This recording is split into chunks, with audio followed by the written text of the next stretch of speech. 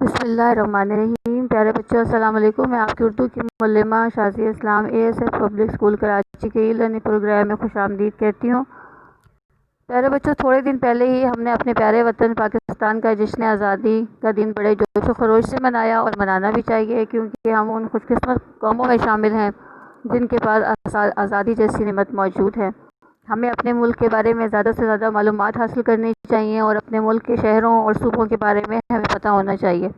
اسی وجہ سے آج ہم جو سبق پڑھیں گے وہ ہماری کتاب کا سبق ہے، لاہور کی یادگار عمارتیں۔ اس سبق میں پاکستان کے سب سے بڑے صوبہ پنجاب کے دارالخلافہ لاہور کے بارے میں معلومات دی گئی ہیں۔ لاہور کے بارے میں ویسے تو بہت ساری باتیں ہیں۔ لاہور کے لوگوں کو کہا جاتا ہے کہ وہ بہت زندہ دل ہیں، کھانے پینے کے شوقین ہیں اور بہت ہی ملنسار ہیں۔ لاہور ایک تاریخی شہر ہے اور لاہور کو پاکستان کا دل بھی کہا جاتا ہے۔ اس کے علاوہ کہا جاتا ہے کہ جس نے لاہور نہیں دیکھا وہ پیدا ہی نہیں ہوا، اور اگر میں آپ کو پنجابی میں بتاؤں تو پنجابی میں کہا جاتا ہے جس نے لاہور نہیں دیکھا وہ جمیا ہی نہیں۔ تو آج ہم لاہور کی جس اہم پہلو کے بارے میں پڑھیں گے وہ ہے لاہور کی اہم تاریخی عمارتیں۔ تو آئیے سب سے پہلے ہم پڑھتے ہیں بادشاہی مسجد اور شاہی قلعہ کے بارے میں۔ شاہی قلعہ بادشاہوں کے دور کی بہت ہی خوبصورت اور یادگار عمارت ہے۔ یہ عمارت ایک بہت وسیع رقبے پہ پھیلی ہوئی ہے، اور یہ عمارت مغلیہ دور کی شان و شوکت کا نمونہ ہے۔ کہا جاتا ہے کہ جو مغل بادشاہ تھے ان کو تعمیر کرنے کا، بڑی بڑی عمارتیں تعمیر کرنے کا بہت شوق تھا، اور اسی وجہ سے انہوں نے اپنے دور میں بہت ساری یادگار عمارتیں تعمیر کی۔ کہا جاتا ہے کہ اس قلعے کی تعمیر میں کم و بیش 100 سال کا عرصہ لگا، اور اس کی تعمیر میں جن بادشاہوں نے حصہ لیا ان میں اکبر، جہانگیر اور پھر عالمگیر نے اس کی تعمیر میں حصہ لیا۔ اس قلعے میں کئی یادگار اور شاندار عمارتیں ہیں، جیسا کہ شیش محل کی عمارت ہے جس کی خوبصورتی کی کوئی مثال نہیں۔ اس کے علاوہ دیوان عام، دیوان خاص، نولکھا، جھروکا، خوابگاہ، باغات اور فوارے اور راہداریاں سب دیکھنے سے تعلق رکھتے ہیں۔ قلعے کے دروازے بہت مضبوط ہیں اور نہایت اونچی اور چوڑی دیواریں بھی بہت خوبصورت ہیں۔ بادشاہی مسجد کی خوبصورت اور یادگار عمارت شاہی قلعے کے بالکل سامنے واقع ہے۔ مسجد کی چھت اور محرابوں پہ بنائے گئے نقش و نگار بہت خوبصورت ہیں۔ ایک زمانے میں یہ مسجد جنوبی ایشیا کی سب سے بڑی اور خوبصورت مسجد سمجھی جاتی تھی۔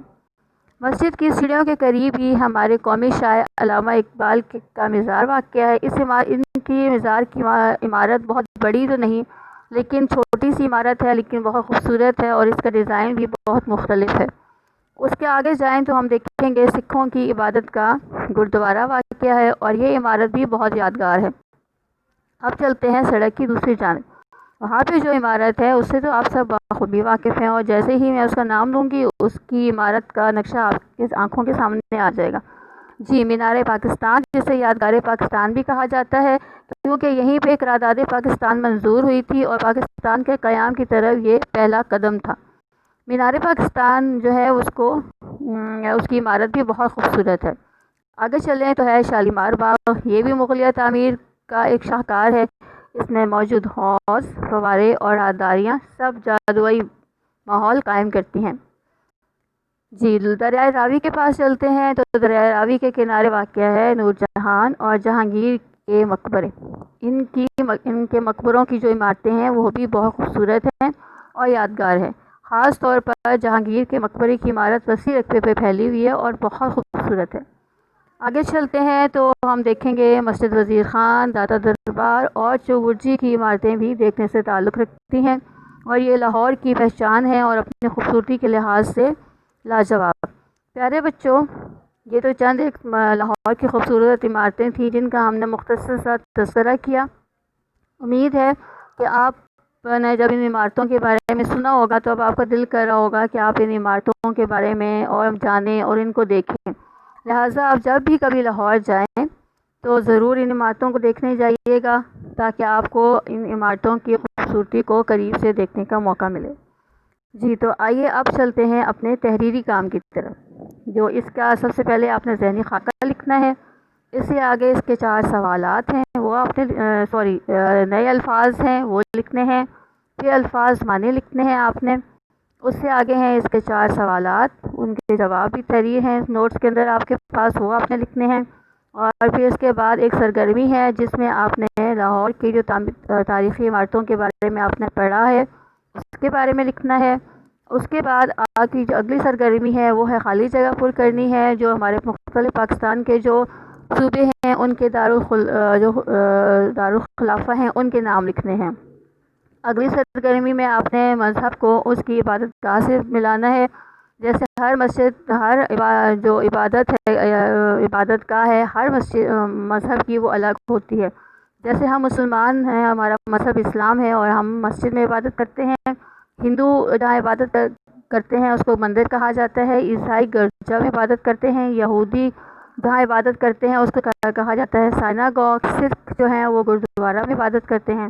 تو لہٰذا آپ نے اس کی میچنگ کرنی ہے۔ اس کے بعد آپ نے جملے بنانے ہیں، جہاں تک تعلق ہے اردو قواعد یعنی گرامر کے کام کا، تو وہ آپ نے اپنے کاپی کا 1/3 پورشن جو ہے وہ اس کے لیے الگ کر لیا ہے، تو وہاں آپ نے لکھنے ہیں مذکر مؤنث۔ تو سب سے پہلے سنتے ہیں کہ مذکر مؤنث ہیں کیا۔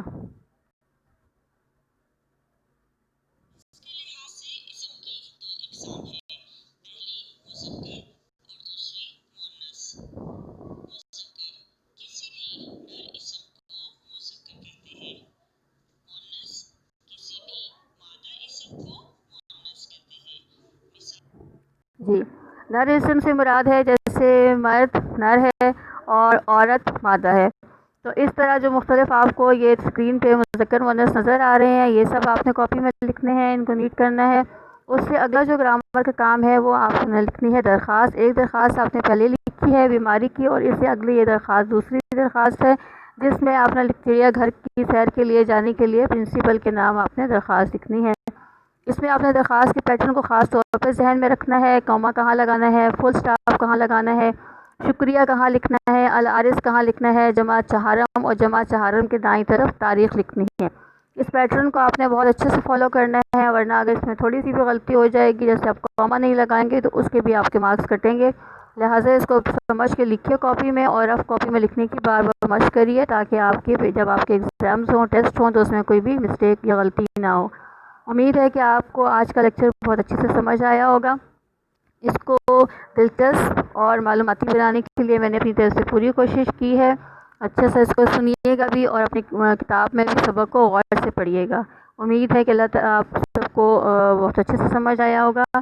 اللہ تعالیٰ آپ سب کو اپنی حفظ و امان میں رکھیے۔ بہت شکریہ۔ اللہ حافظ۔